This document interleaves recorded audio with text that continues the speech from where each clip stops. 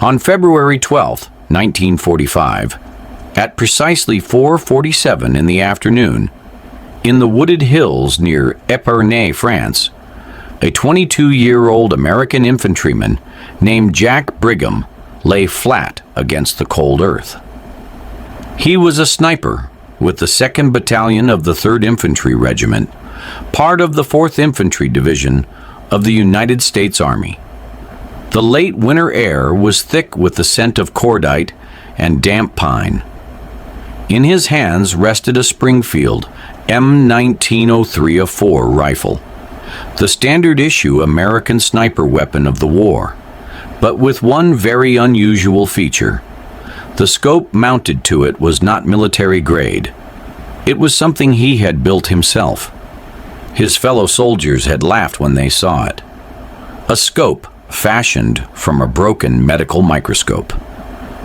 A steel ring from a dismantled German artillery fuse to hold it in place. Dials marked by hand with pencil notches. It looked absurd, amateurish. They called it a toy. They called Jack delusional. Some even said he would get himself killed trying to play engineer on the battlefield. But now, just 27 seconds later, those same men watched as a German Panzer IV tank, positioned more than 1,200 yards away, that is, approximately 1,100 meters, suddenly erupted in flames. The explosion echoed through the valley. It was not artillery. It was not an airstrike. It was one man, one bullet, and one homemade scope. They no longer laughed. This is the true and unbelievable story of Jack "Red" Brigham, the American soldier they mocked for inventing his own sniper optic until the moment he used it to change the course of a battle. It is a story about doubt, innovation, and the one impossible shot that made history. Blueprints in the dirt. In the winter of 1944, as the last major German offensive, known as the Battle of the Bulge, raged through the Ardennes, the men of the 4th Infantry Division of the United States Army were cold, exhausted, and slowly pushing eastward. By early February of 1945, the front had moved into the Champagne-Ardenne region of northeastern France. There, in the rolling hills and dense forests near Épernay, the 2nd Battalion of the 3rd Infantry Regiment, known simply as 2-3, had been assigned a daunting task: to probe and weaken the German defenses entrenched just beyond the Bois de la Panne Ridge. Among them was a quiet young infantryman named Jack Brigham. He was from Marshall, Kansas, a farming town of fewer than 10,000 people. Before the war, Jack had never held a rifle in combat. He was a mechanic by trade, a tinkerer by temperament. At 19 years old, he had apprenticed under his uncle at a watch repair shop. He could rebuild a stopwatch with his eyes closed and steady hands, adjusting the micro gears with such precision that older customers joked he must have nerves made of ice. When Jack was drafted in the spring of 1943, those same skills made him stand out at Fort Benning. During marksmanship training, he impressed his instructors not just with his shooting, but with his method. He adjusted for windage and elevation without being told how. He measured distances in his head using trees, fence lines, even shadows. But without a formal sniper program in place, and with few scopes to go around, Jack was assigned as a regular rifleman. By the time the Battle of the Bulge ended, in January of 1945, the Army had begun to realize it was short on trained sharpshooters. Many of its scopes, such as the Weaver Model 330C, had broken, fogged, or simply gone missing. Resupply was difficult. In 2-3, there were only 3 scoped rifles for the entire battalion. Jack saw this problem as an opportunity. In early February, stationed near Epernay, Jack quietly asked to visit the battalion's field hospital. There, he salvaged a broken microscope, an American-built Bausch and Lomb model, cracked during transport. He took the lens tube and fashioned it into an optical sight. For mounting brackets, he scavenged a steel ring from a destroyed German 88mm shell casing. Over 2 nights, he soldered, filed, and balanced the contraption onto the barrel of his standard Springfield M1903A4. When he showed it to his squad, they burst out laughing. "That thing looks like it belongs in a science fair," one said. "Hey, Brigham, you gonna diagnose a germ or shoot a kraut?" another joked. Even the platoon sergeant dismissed it with a shrug. "It ain't regulation. Don't come crying when it shatters on your first shot." But Jack didn't flinch. He believed in the tool because he had built it himself. He had tested its range in the woods just west of their encampment, tracking tree lines and measuring consistency. The scope wasn't perfect. The image had a bluish tint, the lens scratched easily, and the zero drifted with temperature changes. But it worked. It magnified. It aligned. And most importantly, it was the only scope available to him. He wasn't trying to be a hero. He was trying to be useful. In the hierarchy of the American Army in 1945, innovation was usually something that came from the top down. Jack Brigham was about to prove the opposite, that sometimes, in war, the most critical advances are born not in laboratories or factories, but in mud, under fire, and in the hands of a quiet young man who refuses to settle for standard issue. 1,200 yards of doubt. Jack Brigham never asked for permission to build his scope. He knew better. In the Army, improvisation wasn't encouraged unless it came from the top brass. But what he did ask for, quietly, respectfully, was time. Time at night. Time alone. Time to make something better than what he had been issued, which was nothing. During those early February nights in 1945, Jack worked under canvas just beyond the tree line, west of Epernay. He wrapped his gear in burlap and oilcloth to muffle the sound of metal tools. His flashlight was wrapped in red cellophane, stolen from a medic's signaling kit. He kept notes in a tiny ledger, calculating distances, crosswind drift, and adjustments for temperature changes. He was methodical, obsessive, focused. He dismantled the microscope tube into 3 main components: the objective lens, the focus ring, and the ocular. Then he mounted the system onto the Springfield rifle's receiver using 2 hand-fashioned rings clamped with scavenged bolts. The vertical reticle, essentially a crosshair, was hand-painted using a single strand of wire removed from a field telephone cable stretched across a ring of dental cement. It wasn't pretty, but it was precise. Every evening after dusk, Jack would walk to a clearing known as Red Hill, named not for blood, but for the iron-rich soil. There, he practiced. He set up rusted helmets on fence posts at different distances. At first, 200 yards, then 400, then 6. Each night, he walked a bit farther back.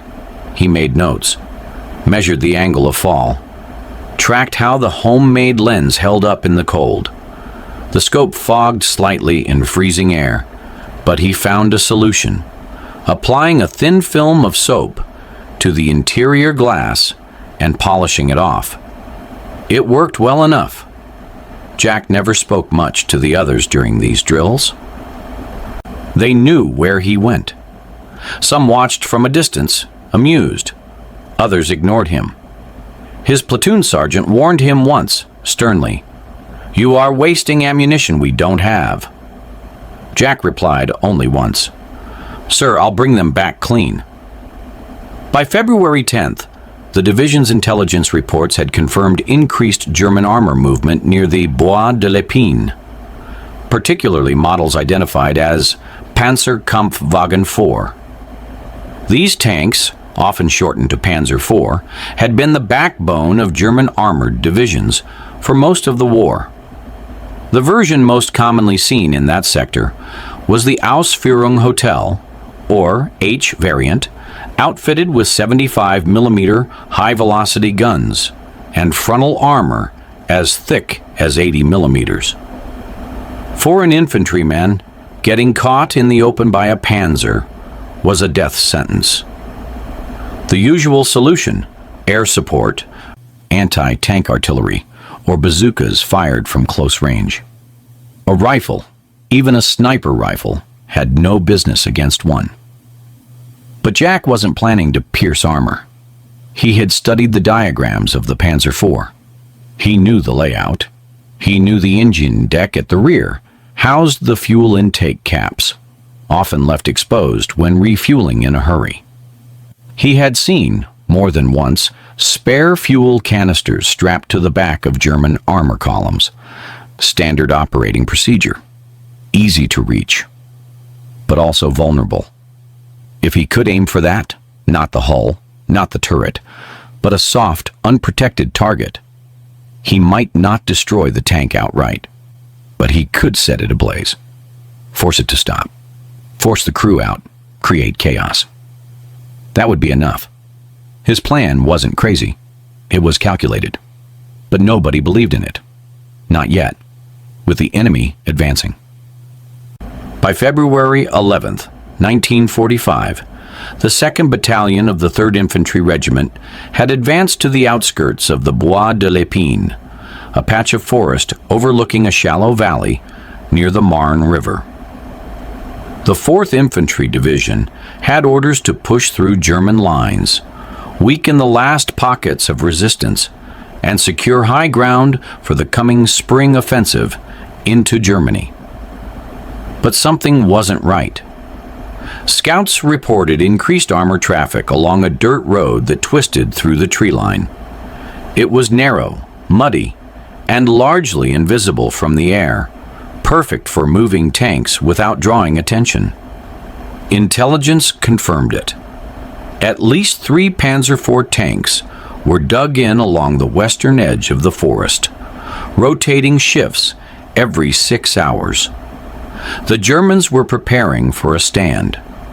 That morning, during a command briefing, Lieutenant Colonel Harris turned to his platoon leaders and made an unusual request. He wanted a sharpshooter in position by daybreak the following morning, someone quiet, steady, and familiar with the terrain. The mission was simple but dangerous. Observe and, if possible, disrupt German vehicle movements without engaging infantry. Cause confusion, pick off officers, force a delay. One name came up: Brigham. Jack was summoned to the command tent, where Harris looked him over like a man inspecting a piece of equipment he didn't quite trust. "I hear you've been playing scientist with a rifle," Harris said. "Yes, sir." "You think that thing of yours can hit anything past 400 yards? "I know it can, sir." Harris didn't nod. He didn't smile.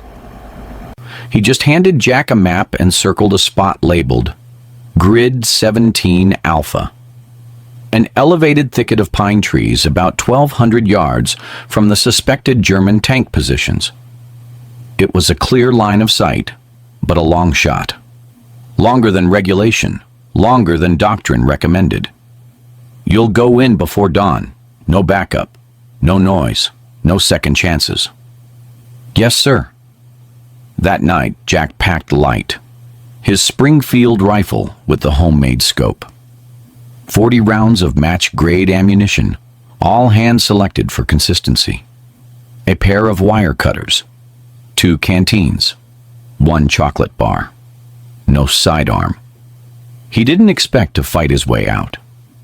As the sun set, he moved out alone, cutting through the frost-covered field toward Grid 17 Alpha. He reached the ridge shortly after midnight and dug himself a shallow scrape beneath a fallen pine. Above him, the moon filtered through a thin cloud cover, casting long silver shadows across the treetops. The night was deathly quiet. No insects, no wind. Just the distant thud of artillery and the occasional bark of a German machine gun far to the east. Jack adjusted his scope. He marked notches on a branch above his position to track the changing wind. He measured distance using fence posts and the width of the valley floor. He double-checked the tension on the mounting rings. Everything was tight, aligned. He lay prone, motionless, for nearly 6 hours. Just before dawn, a column of smoke appeared on the horizon. The Panzer was moving, slow, intentional. It emerged from the trees and paused just beyond the ridgeline. Steam hissed from its exhaust pipes. A crew member, bareheaded, probably the loader, stepped out and began refueling from an external jerry can strapped to the rear hull. It was exactly what Jack had been waiting for. One mistake, one exposed canister, one chance. He exhaled slowly. 1,200 yards, a target no bigger than a lunchbox, less than 3 seconds of visibility. He steadied the crosshairs. His finger moved to the trigger. The world fell silent. The trigger that changed everything. 1,200 yards, that is 1,100 meters. Almost 3/4 of a mile, across a muddy French valley shrouded in early morning fog. No spotter, no support, no guarantee. Just one man, one rifle, and one improvised scope.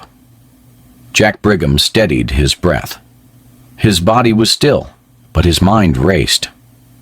He could see the tank now, clearly framed in the cold morning light.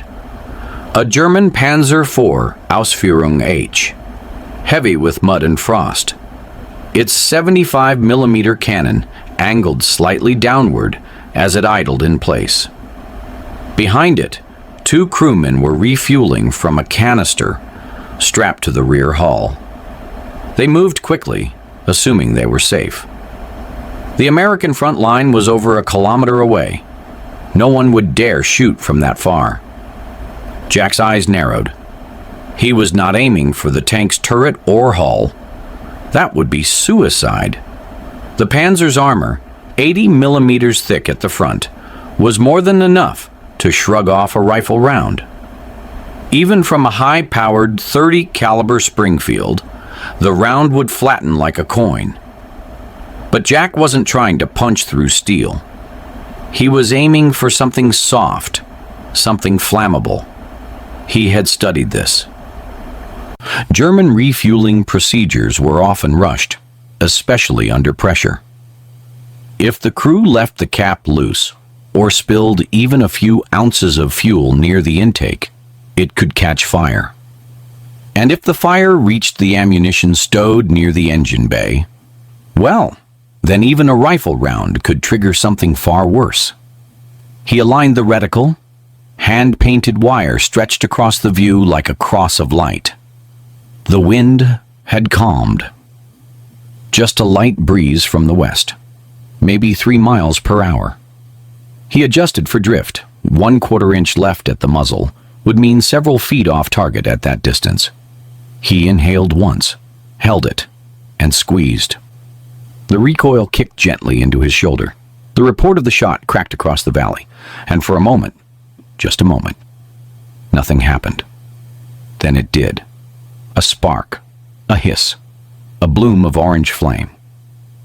The jerry can exploded first, showering the crew with burning fuel. One of them screamed. The second tried to run. Flames licked up the rear of the tank, catching on the engine grate, then crawling inward. And then, with a sound like thunder stuffed inside a metal drum, the ammunition inside the Panzer cooked off. The tank detonated from the rear, a fireball punching upward into the pine-scraped sky. Brigham never moved. His finger slid off the trigger. He watched as smoke billowed into the morning light, as chaos erupted among the nearby German troops who scrambled to understand what had just happened. Some pointed, others dove for cover. No one could locate the source of the shot. It was too far, too precise. Back on the American side, soldiers from 2-3 watched in stunned silence. They had heard the single shot. Then they saw the fire, and then the explosion. At first, no one said anything. Then a corporal muttered, "No way. That wasn't Brigham, was it?" Another replied, "He's the only one out there." By the time Jack crawled back into the tree line hours later, his hands were raw from the cold. His face was speckled with dirt. He looked exhausted. And when he returned to the forward operating post, no one laughed. No one scoffed. They looked at the rifle, then the scope, then him. No medals, no ceremony. Just quiet awe. Jack Brigham had just made the impossible shot, with a rifle no one trusted, and a scope no one believed in. He didn't say a word. He didn't have to. When the mocking stopped. When Jack Brigham returned to base that afternoon, the war around him hadn't changed, but something else had. The way people looked at him. The tone in their voices, the silence that replaced the usual sarcasm. The man they once called Scope Boy or Optics Jack now walked among them with quiet gravity, not because he had asked for respect, but because he had earned it. The story spread fast. Within hours, Lieutenant Colonel Harris received a message from battalion headquarters. German radio intercepts had noted a suspected American sniper attack on armored unit. The Panzer that had gone up in flames, serial number unknown, had been part of a mobile counterattack force meant to halt the 4th Infantry's eastward push. It never got the chance. Jack's shot had crippled that movement, and in doing so, it created a ripple. The German tank crews began changing procedures. Fuel canisters were now stored farther from the rear deck. Refueling was delayed until vehicles were under cover. Hatches were kept closed unless absolutely necessary. That kind of adjustment didn't come from a rumor. It came from fear. The command staff at 2-3 called Jack in for a debrief the next morning. The officers wanted to know everything. His process, his calculations, his scope. He brought it in. The handmade optic now blackened slightly from residue and frost. He explained how he had used a broken Bausch and Lomb microscope, how he had calibrated it using match marks and trial error, and how he had painted his reticle from a single wire strand taken from a communications cable. They took notes, real notes.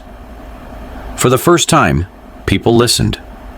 Lieutenant Colonel Harris leaned forward and asked bluntly, "Could you teach this?" Jack didn't hesitate. "Yes, sir." The next week, he was temporarily reassigned to division-level training. Not permanently, just enough to share his methods with a few hand-picked riflemen from across the 4th Infantry. His lessons were simple but powerful. Improvise with precision. Measure everything.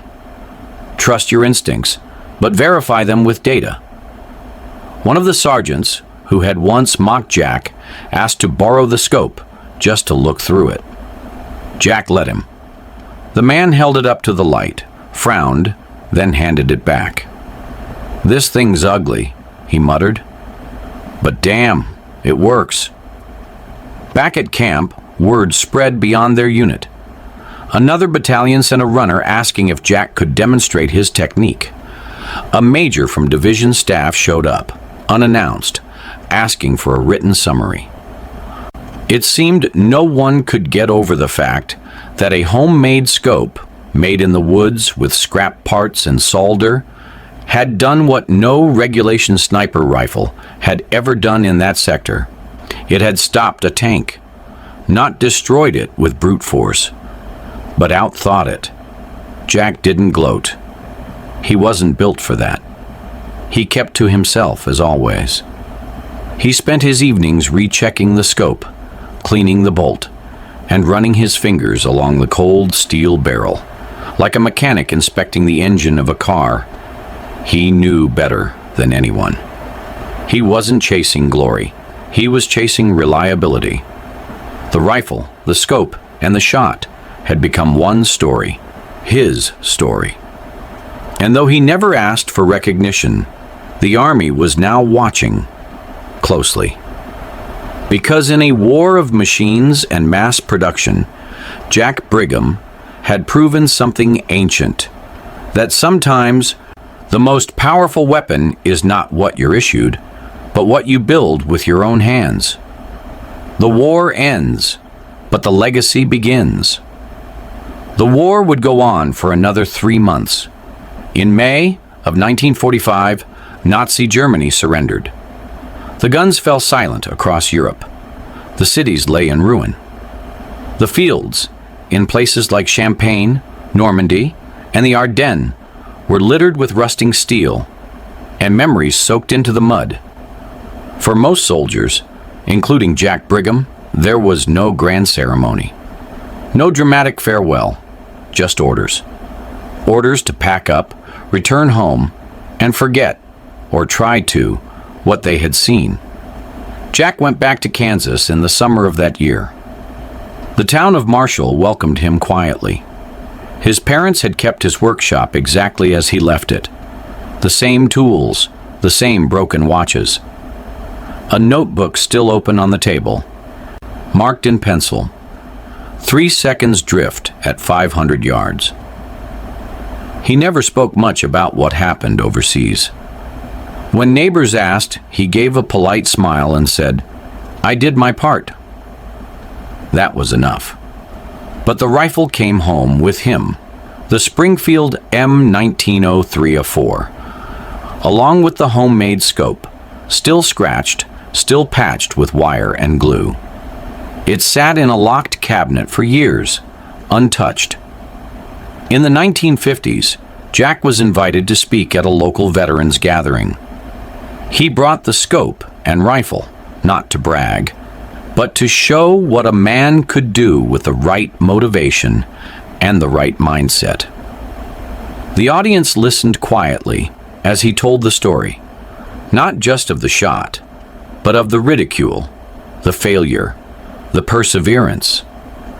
He ended with a sentence that would later be etched on a brass plaque next to his display in the Regional War Museum. It was never about the scope. It was about believing that I could make something better, even when no one else believed it with me. The Army never formally adopted Jack's design, but his story made its way into the unofficial lore of infantry sharpshooting. During the Korean War, and even Vietnam, instructors would occasionally tell new recruits about the Kansas boy who built his own scope and took out a tank. The details were often exaggerated, as war stories are, but the core truth remained. One soldier's willingness to think differently had made a measurable difference. In the late 1970s, a military historian researching improvised weapons from World War II tracked Jack down. They spoke for hours. Jack showed him the scope, now stored in a padded case lined with flannel. The historian took careful notes and later published a chapter in a little-known book titled Tools of Last Resort: Ingenuity in Combat. That same year, Jack donated the scope and rifle to the Kansas Military History Center. It still sits there today, in a glass case, beneath a faded photograph of a young man with a square jaw, steady eyes, and grease-stained fingers. Most visitors walk past without noticing, but some stop. They lean in. Read the caption, trace the scratches in the steel. And in that moment, they understand. This wasn't a story about a war hero with medals and fanfare. It was a story about a quiet mechanic who refused to accept the word impossible. Jack Brigham never sought legacy, but he left one anyway. How one bullet changed doctrine. Jack Brigham never considered himself a strategist. He didn't wear stars on his shoulders or sit in war rooms drawing arrows on maps. He was a corporal, a field man, a trigger puller who just happened to think differently about tools.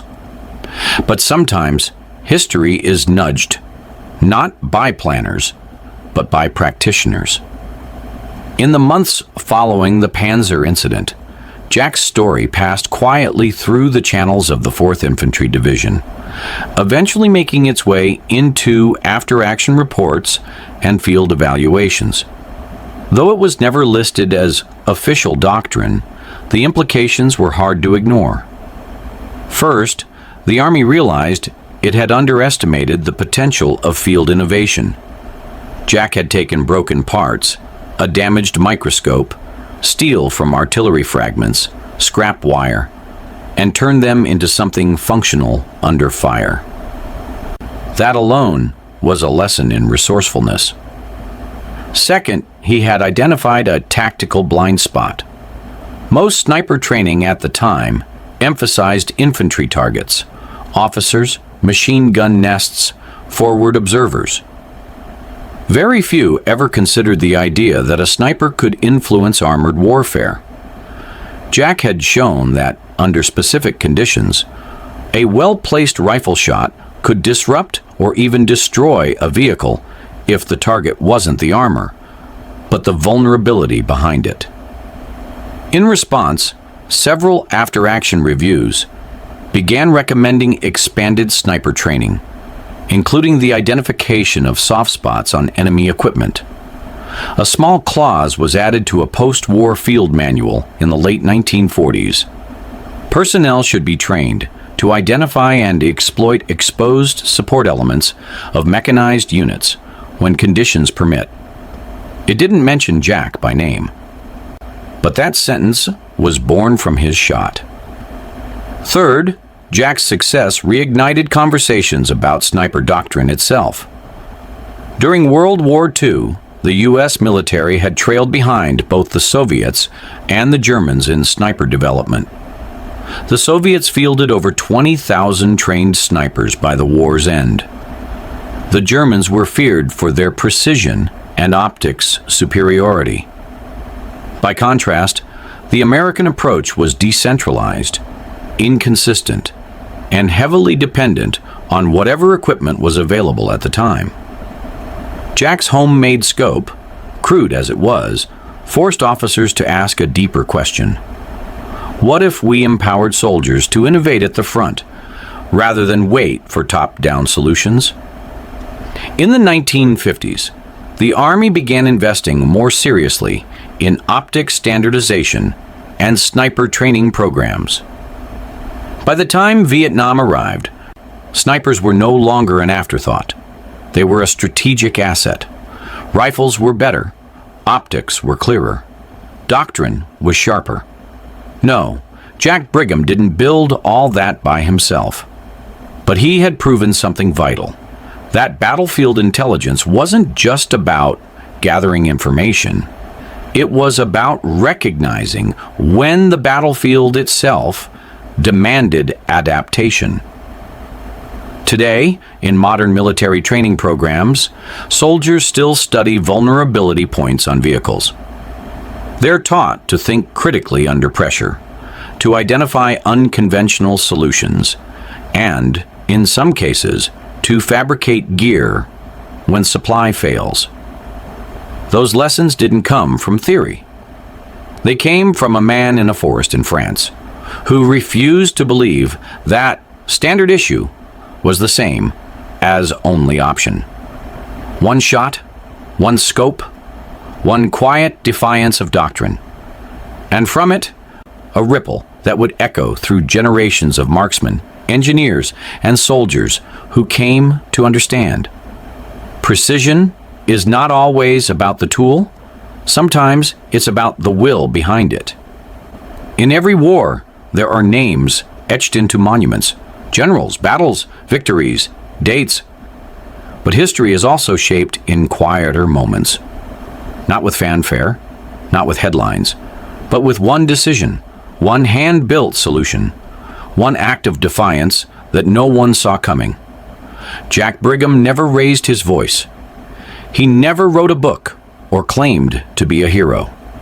He didn't chase medals, and he didn't try to change the army.